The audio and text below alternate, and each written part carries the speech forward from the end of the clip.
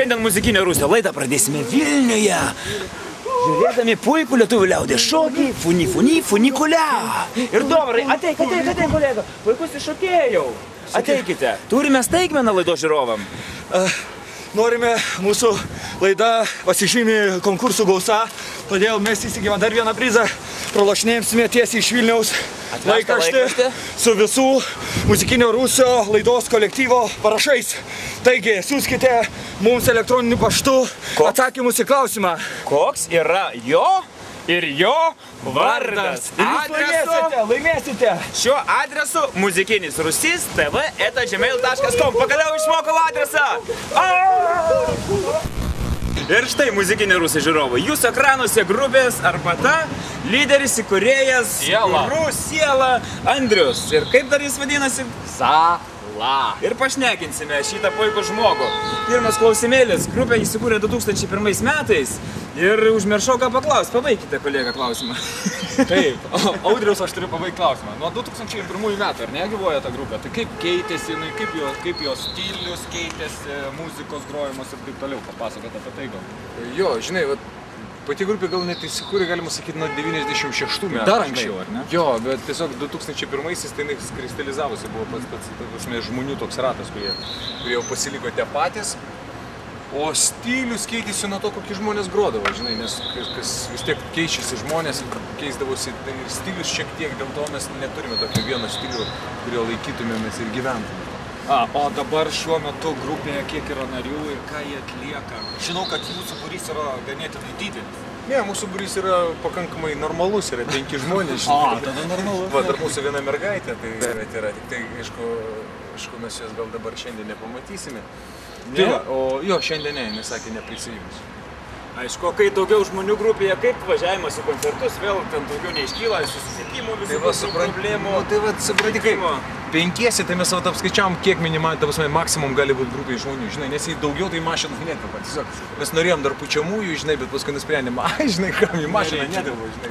Kam reikia čia papildomai kuronės, čia tik lietuviškai. O grupės sudėtis dažnai keičiasi ir jau, kaip sakai, susikristalizavo ir jau niekas jokių naujų narių ar galvoja? Na, aš nežinau, kas yra dažnai, žinai, žmonės, pavyzdžiui, pusę metų santuoką neišgyvena, žinai, ir skiriasi. Nu, pas mus aš galiu džiaugtis, mes pragrojame su vienais po 5 metus, su kitais po mažiausia po porą. Bet dabar su šita sudėtimi kiek jūs kartu esate jau? Santuokoje. Su šita sudėtim vėlgi, neskaitant, kad pasikeitė tų muzikantų. Nu, kažkur tai apie 1,5 metų. O grupės narių, ten kai keičiasi grupės nariai, muzikos stilių takoja, ta prasme, be abejo, tai įneša savo... Taip ir pradžioj sakau, kiekvienas žmogus turi savitą, žinai, savitą grojimą, yra įnešęs savitą, žinai, ir kuo Arbata priimtina tuo, kad mes visą laiką toleruojam ir mes nesilaikom vieno standarto, ta prasme, vieno kažkokio žanro. Yra svarbiausia gyvas grojimas ir kad tai būtų smagu daryti, žinai, ir jeigu mums per gerą tarpusavį tai daryti, tai fantastiškai. Labai gražu. Dar noriu vieną klausimą. Neįsiplėsti, gal į pertraukėlę, kolega. Tvarko į pertrauką ir Arbatos, lyderis, guru ir taip toliau pasakė šaukinuką. Taip, pasakėme. Muzikinis Rusys.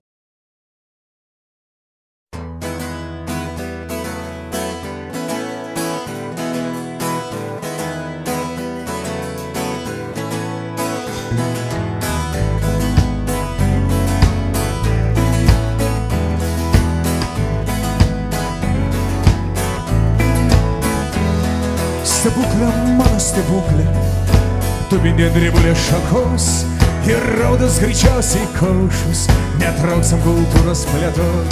O aš beržas, lietuviškas beržas, ką man įveikti Baobabo sode, čia kiekvienas toks stiliškai fainas, reminkės darbuojam gyvam, nors paimti neužges, nuolat plėsk skyrybas, nors vėliau vėrės toktat, tik aišiukų rūkia.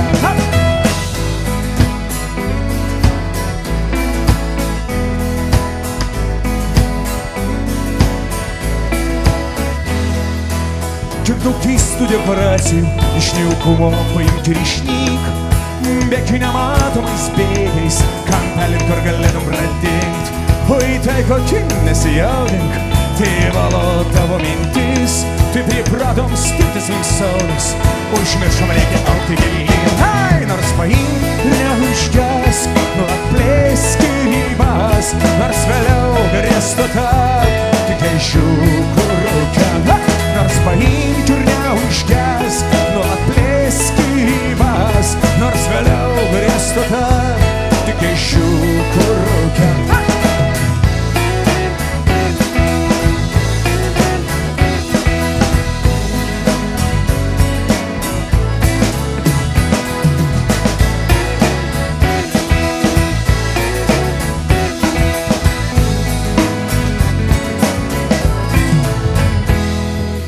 Stebuklė mano stebuklė, tu vindien dribulės šakos ir rodos greičiausiai kaušus, netrauksim kultūros plėtot.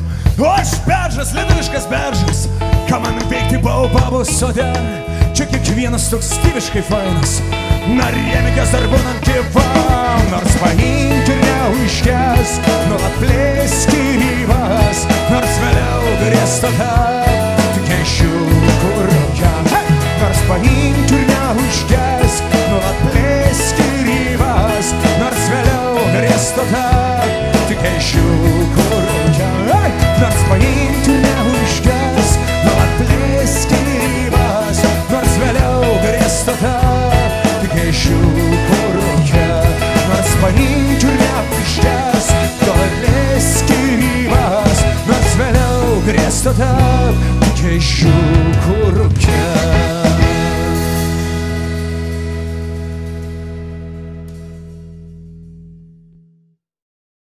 Štai mes vėl jūsų eteryje ir jūsų televizorių ekranuose. Dovaras klaus klausimą, naują puikų klausimėlį. Taip, aš kaip visados pasiruošęs, prieš mane nuostabus žmogus. Audrius, Zala ir operatorius. Arbata kokios skonio? Žalia juoda. Stilius. Stilius? Taip. Stilius yra, kaip tau pasakius, nu, žinai, vat, nėra stiliaus. Nėra Kaip ir arbata, žinai, vat kokia arbata, žinai. O, arbatos Tai, žinai, 3000 būna. rūšių, 3000 rūšių, žinai, tai čia lygiai su stiliu.